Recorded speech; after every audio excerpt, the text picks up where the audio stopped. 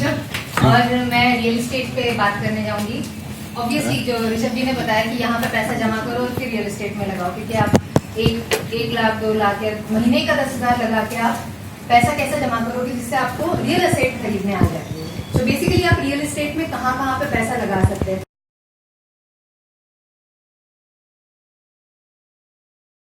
पहला तो होता है इज लाइक आपका खुद का घर। ये होता है कि खुद का घर है, आप जहां से भी बिलोंग करते हैं वहां पे आपका खुद का रहने के लिए मिनिमम घर एक होना चाहिए। सेकेंड बात आती है एक कमर्शियल या ऑफिस स्पेस। आगे जाके जब आप रिटायर होंगे और आपको लगता है कि मुझे इतना कुछ इनकम आना चाहिए, जैसा रिटायरमेंट प्लान एक बात है, बट आपका एक फिक्स इनकम जहां से आता है वो होता है रेंटल इनकम। और थर्ड इन्वेस्टमेंट आता है वो है लैंड में इन्वेस्टमेंट। लैंड में जगह में इन्वेस्टमेंट करने की बात। तो हम थोड़ा सा रिटर्न पॉइंट से देखते हैं कि लास्ट कुछ सालों में 10 सालों में हर एरिया में किस किस टाइप के रिटर्न आए हुए हैं। तो आपके एज के हिसाब से आप डिसाइड कर सकते हैं कि आपकी करंट प्रायोरिटी क्या है, आपने कहाँ पे इन्वेस्ट करना चाहिए।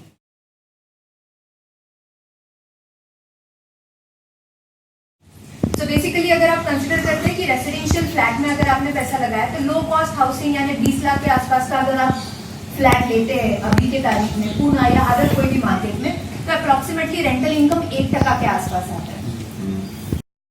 तो normally as a investment tool करके रेसिडेंशियल फ्लैट को यूज नहीं करना चाहिए। बस आपके खुद के रहने के लिए जो चाहिए उतना घर आपने लेना चाहिए। सेकेंड बात आती है अगर आप कोई कमर्शियल ऑफिस स्पेस है या शॉप है या बोलते हैं ना गाड़ा है छोटा सा, हमने एटीएम को दे दिया वहां से हमें रेंटल इनकम आ रहा है, तो जनरली जो भी कमर्शियल स्पेस होता है इसके लिए थोड़ा इन्वेस्टमेंट आपको ज्यादा करना पड़ता है। तो इसके लिए आपको थोड़ा आपका म्यूचुअल फंड पहले से ही बढ़ाना पड़ेगा, जहां से फिर आपको कुछ पैसा आएगा फिर आप इधर पार्क कर सकते हो। सो कंसिडर करते हैं कि इसमें भी 3 अलग अलग टाइप के इन्वेस्टमेंट होते हैं।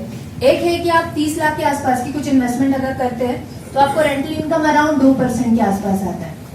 अगर आप एक अराउंड 1 करोड़ के आसपास की इन्वेस्टमेंट करते हैं 4% के आसपास आपको रेंटल इनकम आएगा। और अगर आप 2.5 करोड़ के आसपास की इन्वेस्टमेंट करते हैं यानी बड़ी ऑफिस स्पेस अगर आप ले लेते हो तो उस केस में आपको अराउंड 7% के आसपास तक का रेंटल इनकम आएगा।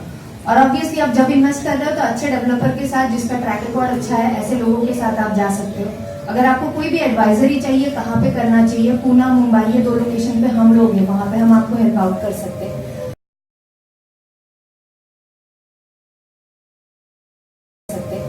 एंड ऑब्वियसली ये हर एक चीज के पीछे आने वाला जो कैपिटल अप्रिसिएशन ये बहुत बड़ा है। लेकिन अगर आज आपको ये कमर्शियल ऑफिस लेके रखते हैं तो अगर इवन दो आपने 1.5 करोड़ के आसपास का इन्वेस्टमेंट एक ऑफिस स्पेस में किया है तो उससे आपका रेंटल तो चालू रहता है बट वो ऑफिस का भी वैल्यू बढ़ता है ओवर द पीरियड। तो हर साल मिनिमम एक 10% के आसपास तो ये प्रॉपर्टी वैल्यूएशन भी बढ़ता है। तो कमर्शियल ऑफिस स्पेस या शॉप ये आपने तब लेना है जब आपको लगता है कि मुझे आगे के 5 साल में 10 साल में अराउंड मिनिमम इतना तो एक सिक्योर्ड रेंटल इनकम आना चाहिए, मेरा घर उस पे चले। कुछ लोग ऐसा करते हैं कि आपने डिसाइड करना है कि आपको कितना अप्रोक्सीमेटली रेंटल इनकम चाहिए और उस हिसाब से आप बैक एंड में आपका प्लान कर सकते हैं। थर्ड इन्वेस्टमेंट आता है लैंड में इन्वेस्टमेंट। अभी जगह में जब आप इन्वेस्टमेंट करते हैं बेसिकली 2 चीजें बहुत इंपॉर्टेंट है। यहाँ पे एक तो होती है खेती की जमीन यानी एग्रीकल्चर जिसको बोलते हैं। ये जमीन खेती के लिए ही यूज होनी चाहिए और उससे इनकम पॉइंट से आपको बस खेती ही इनकम होती है। अगर आप सोच रहे हो कि मुझे लैंड में से पैसा कमाना है एक्चुअली तो आपको नॉन एग्रीकल्चर जगह में इन्वेस्ट करना चाहिए।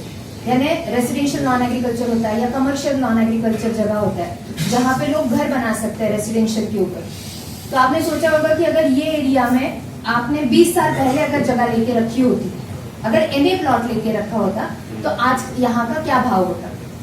तो लैंड के अंदर अप्रिसिएशन पॉइंट बहुत बड़ा है बट सबसे इंपॉर्टेंट बात आती है कि लीगल होगा या नहीं होगा और सिक्योरिटी क्या है। मोस्ट ऑफ आपके जो भी ऑफिसर्स हैं, हमने बहुत सारे ऑफिसर्स ऑलमोस्ट 150 ऑफिसर्स हमारे करंटली क्लाइंट्स हैं।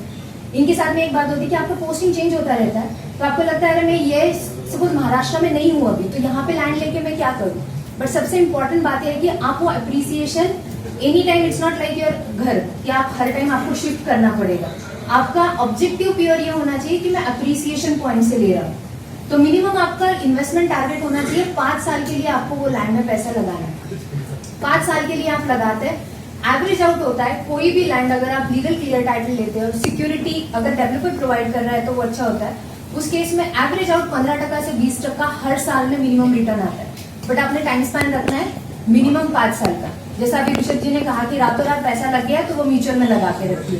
लैंड में या कमर्शियल में ऐसा पैसा लगाइए जो आपको 5 साल 6 साल के लिए नहीं लगेगा। उतना सिक्योरिटी आपके पास है कि ये पैसे को मुझे हाथ नहीं लगाना पड़ेगा, तब आप लैंड में पैसा लगाइए। तो लैंड पे बेसिक इन्वेस्टमेंट पे आपको मिनिमम 15% अप्रिसिएशन मिलता ही है। मिनिमम इन्वेस्टमेंट पूना है या मुंबई मार्केट में अगर आप करना चाहते हैं तो एनए प्लॉट क्लियर टाइट करना है तो अप्रोक्सीमेटली 20 लाख के आसपास का पड़ता है। अगर आप लैंड लेते हैं उस पर सोचते हो मैं कुछ फार्म हाउस बनाता हूँ और उसको रेंट पे देता हूँ तो उसका भी कुछ रेंटल इनकम आ सकता है, तो माइट भी वो 2% के आसपास होगा। कुछ लोग ये भी सोचते हैं कि मैं कुछ लैंड लेता हूँ वहां पे कुछ लग्जरी रिजॉर्ट बनाता हूँ उसको रेंट करता हूँ या फिर वो रिजॉर्ट चलाता हूँ तो उसका रेंटल इनकम अलग है। तो हर इसके लिए जो है बेसिक चीजें जो देखनी पड़ती है वो है लैंड के बारे में अगर बताया जाए तो 7/12 ऑफिशियली वो नाम पे है क्या, डॉक्यूमेंट चेक जो होता है, सर्च टाइटल। तो नॉर्मली है जब भी आप लैंड लेने जा रहे हो या कोई भी प्रॉपर्टी लेने जा रहे हो तब देख लो कि अच्छा लॉयर आपने अपॉइंट किया हुआ है और उसने लीगली पूरा क्लियर किया। क्योंकि यहाँ पे बहुत बार क्या है ना, आपने जितना इन्वेस्टमेंट पूरा करके रखा हुआ है जिंदगी भर का वो कभी कभी लोग पूरा घर में लगाते या जगह में लगाते। तो ये लगाने से पहले कुछ 1000 रुपए आपने लॉयर को दिया तो भी वर्थ होता है। या फिर किसी ऐसी कंपनी के साथ में आप इन्वेस्ट करो जहां पे पता है कि आपके नाम से डॉक्यूमेंटेशन पूरा होने वाला है। सो बेसिक डॉक्यूमेंट होती है जो लैंड के बारे में एक तो चेक होनी चाहिए, वो रिसेंट 7/12। सेकंड होता है जोन सर्टिफिकेट। बहुत बार लोग ऐसी जगह लेते हैं जहां पे बताया जाता है सर नॉन एग्रीकल्चर जगह है, बट एक्चुअल जगह एग्रीकल्चर होती है क्योंकि आपने टाइटल ही देखा नहीं होता है। या फिर बहुत बार लोग बोलते हैं नहीं सर ये आर जोन आ जाएगा, यहाँ पे हिंजवड़ी है या बागोली है, यहाँ पे अभी आर जोन होने वाला है, 4 साल में हो जाएगा, आप अभी जगह में पैसा डालो आपको बहुत सस्ते में जगह मिलेगी। बट पॉइंट ये होता है कि आज वो जगह आपके नाम पे नहीं ट्रांसफर हो। मेरी company we are into land, basically residential NA plots. अभी तक हमने टोटल 100 लाख स्क्वायर फीट इतना महाराष्ट्र में इंटायरली दिया हुआ है। Most of the army customers, defence customers हमारे क्लाइंट है जिन्होंने आज तक ये प्लॉट्स लिए हुए हैं। एंड इवन उनके क्या बोलते हैं फील्ड ये सब हर टाइम चेंज होते रहते हैं। बट ये लॉन्ग टर्म से जो सोचने वाले लोग हैं जिन्होंने 40 रुपये अभी हमारे साथ प्लॉट में लगाया है, आज वो अराउंड 500 रुपये के आसपास लास्ट 9 साल में है। एंड ऑफिशियल सबसे इम्पोर्टेंट बात कि उनके नाम पे आज वो जगह है।